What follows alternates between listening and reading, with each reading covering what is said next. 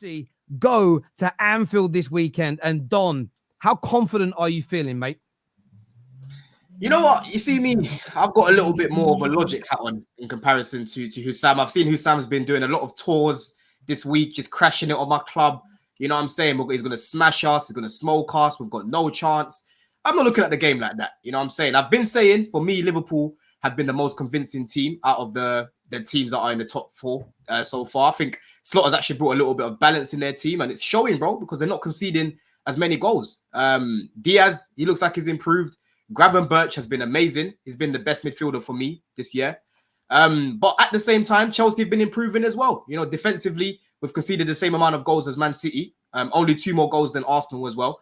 And 2 of those goals were fucking, what's his name? Sanchez giving it straight back to fucking Brighton the other week. You know what I'm saying? So right now, how I'm looking at the game, bro, I think it's going to be a bit like the boxing the other week, bro. Like jabbing each other, you know, trying to test each other out, see who can land that big punch. And then when it's time to counter, if they give the ball away to Bozlai in the final third, you break down that attack, we are going to counter the fuck out of you, bro.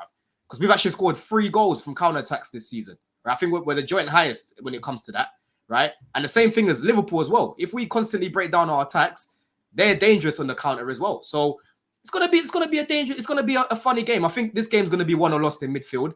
For me, I wouldn't start Enzo for this game. You know, I want a little bit more physicality. I don't like Enzo in that role where he's playing further up. If we do play him, it has to be in a pivot with Caicedo. It has to be a 4-2-3-1, very similar to what we did against Man City. But if we play him further up, bro, I keep telling you, look, it's Teletubby settings off the ball. It's going to be peak for us, right? And we need to win that midfield battle, you know? But I'm looking at our wingers. I'm looking at their fullbacks. Madueke can get a Robertson. You know what I'm saying? Sancho, for me, I think will have the better of Trent as well. You know what I'm saying? He just had the better of Ola Aina, who for me is a better defender than Trent. I thought that was going to be a hard challenge for him. But yeah, I think it's going to be a narrow game, and I don't think we're going to smoke them. I don't think they're going to smoke us. But it's about time we go to one of these big boy, you know, stadiums and actually get a W, man, because we ain't won there since COVID. You know what I'm saying? And every time we play Liverpool, it's always a fucking draw. You know what I mean? So I think it's going to be a close game, innit? Mm-hmm. Let me get. I'm going to go to Liverpool in a minute. I want to stay with Chelsea for a moment. David, there are some Chelsea fans I see online, and I know you're never one that is regularly that, not so much confident, but you're never sort of over the top. You don't over-egg it. But there's a lot of Chelsea fans who really want to humble Liverpool. Do you think you can do that on Sunday? Doesn't mean beating them 4 or 5-0, but do you think you can kind of damage their confidence a little bit? The way Liverpool fans are talking, if the game is balanced, they've lost.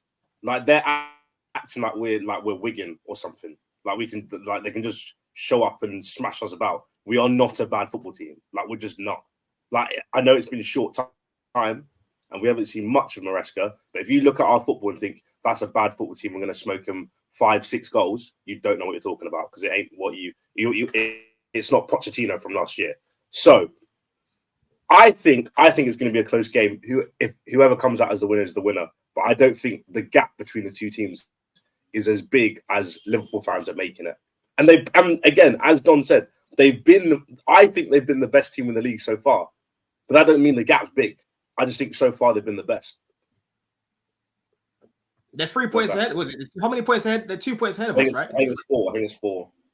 Well, 4 points. Sorry, they're 4 points ahead of us. You know what I'm saying? And listen, we've battered Wolves. They just about beat Wolves. You know what I'm saying? They lost to Forest. We fucking pammed Forest. They couldn't create nothing against them.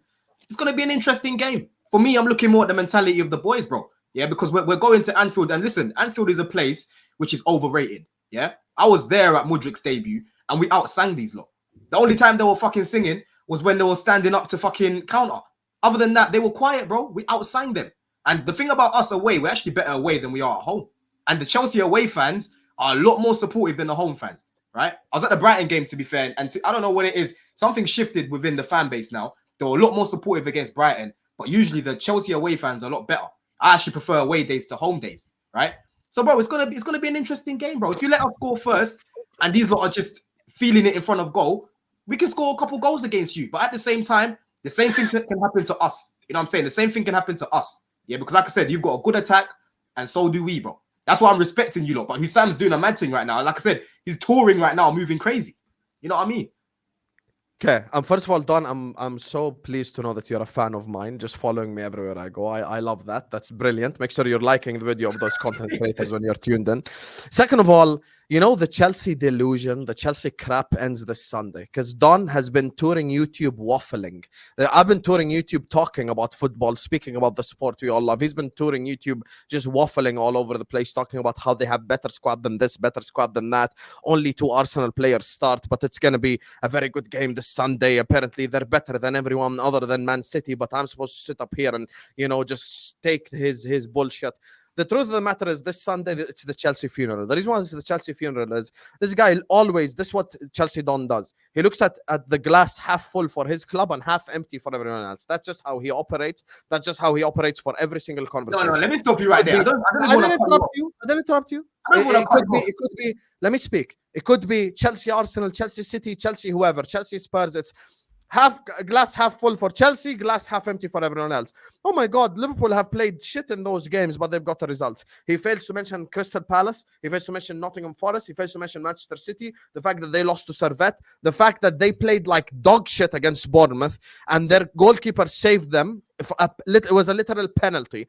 And Chelsea fans themselves were coming out of this game saying that they were worried, that there was a shit performance, and that they were probably a bit lucky to get the 3 points. Number 2, you're talking about our fullbacks against your wingers. How about our wingers against your fullback? Vega against Mo Salah. Yeah, that's barbecue settings right there. I'm looking at Gusto, who's been getting roasted all over the place, against Luis Diaz, who I don't even rate, but he's been having a great season. Tosin Adarabioyo, ladies and gentlemen, former Fulham centre-back, and Levi Colwill pull up to Anfield to play against Diogo Jota, who could get past those two like there is no tomorrow. And also, the biggest weakness in the team, the guy plays from Argentina, Enzo Fernandez. Obviously, Lavia is not going to start. Stop deluding yourself. He hasn't played a minute. So Enzo Maresca is not just going to throw him into a game away at Anfield. That's kind of not how football works. I know sometimes I have to break it down for Chelsea fans because it's crazy to have a conversation with them. But that's not how football works. He ain't just going to start Lavia. He ain't going to just start Reece James. Enzo Fernandez will play. And Enzo Fernandez's best qualities was supposed to show against Nottingham Forest low block from hell. Imagine the Liverpool press. We already know Palmer can't be arsed with defending. We already know that. Who told you that? Who told you that? What do you mean already know? Maybe in your world. Maybe in your world. What are you talking about? Palmer's good defensively, bro. I didn't interrupt you once. Because you're lying. You're lying. You're making things up. Is our Gallagher. Soboslai is again Conor Gallagher. But Conor Gallagher is good in the big game, aka Soboslai, because now he can woof and run around all game long, which is exactly what we need. We need a runner in that game. Soboslai running at them is exactly what we need. And then defensively, you think Trent Alexander-Arnold, who's been on lock defensively, has been cooked once this whole season. The problem with Don is, and the Chelsea fans, that's not just a Don problem. This is everyone's problem. You have opinions from 2020 and 2024. If Nicholas Jackson scores 35 goals this season, I'm not going to say Nicholas Jackson is not clinical, because guess what? He scored 35 goals. This season, Trent hasn't got cooked by a single winger he's come up against, whether they're good or they're crap. As a matter of fact, the only time we conceded a goal down that right-hand side was when Conor Bradley was playing against Callum Hudson-Odoi. So I'm not worried about Jadon Sancho, and I'm definitely not worried about Noni Madueke make one right decision every 5 against Andy Robertson. So this game, once and for all this Chelsea loving is going to go down the drain. Not even Henry can upload a positive video about Chelsea anymore after this Sunday. We're going to destroy Chelsea once and for all. It's going to be a 3-0 win or a 4-1 win, and it's going to be the funeral settings. That's it. It's all over this Sunday. All this fucking loving and of this Chelsea crap. Every single day, there's some. Palmer is the best player in the world. Palmer starts for everyone. Caicedo is the best DM. David, you know what it is, yeah? I've clocked what it is about Hussam. Yeah, he hates us because he got so used to crashing it on us when we was in the mud. When we finished 12th, when Roman left, he was part of the batch that thought, this is it. This is the end of Chelsea, right? Because when Hussam was growing up in Jordan, he was watching my club winning everything. You know, every time we met him in the Champions League, we defeated him. You know what I'm saying? We kept defeating you. That's a lie. Winning multiple trophies. Yeah, but hey, listen, more times or not, we beat you. You know what I'm saying? Every time we beat you. We beat you more times than Champions League, man, is my point recently. That's not even true. That's not even true. in his recent history, right? Not So true. right now, Once again. Hussam is not true. struggling. Hussam, hold on, Ram. Hussam is struggling to understand and just accept that Chelsea have improved. No one's saying that Chelsea are now complete. No one's saying that Chelsea are now world class. No one's saying any of this. All it is, Hussam, is we can't be mocked anymore. And you're struggling to understand that. You're struggling to get your head around it. That's why you keep saying 4-1, 5-1. I'm sorry, bro. That's a crazy prediction. That is a crazy prediction, bro. Maybe on the Poch, maybe with Poch, cool. I would hear you out. Because defensively with Poch, we was open, bro. It was Poch's island, Caicedo by himself. We had a manager that didn't know what he was doing, right? Now we've actually got a manager that knows what he's doing, bro. That's why for me, I won't be surprised if we play a 4-2-3-1, right? We've mainly played 4-3-3, but we're now facing another big team. Against Man City, we went to a 4-2-3-1. So yes, Enzo might start, but if he starts in a pivot, I'm all right with that in comparison to him starting further up. You know what I'm saying? Yeah, but we've got You're all right with Enzo starting shows the fact that you always look at your club half with glass half full. Can you just honestly say that Enzo Fernandez has been glass half full? I literally gave you the same energy. Has Enzo Fernandez been crap this season? Can you answer? No, he hasn't been crap this season. He's just been average. There you right? And the thing is, I'm with you. You just proved my point. You don't listen, Hussam.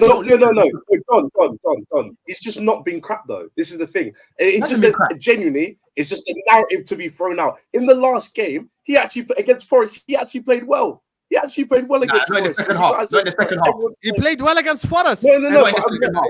But in the first half, he played well. He played well. You're using one example. Every time we don't win a game, it's Enzo's fault. He's Pogba. He's Chelsea's Pogba, bro. And he can't get away with it. And I feel bad for him half the time because genuinely, has the level been that low for him? Why are you feeling bad for a £100 million signing who has been absolutely just underwhelming ever since he came? Because Igao, he's my player. He's my player. Of course, I'm going to feel bad. I get it. You want to back your player, but let's be honest. There's no sympathy for him. The guy has to perform, or else Lavia is going to come in and take his place. That's for me personally. For me personally, I think there's a player in there. Would you start him if everybody's fit?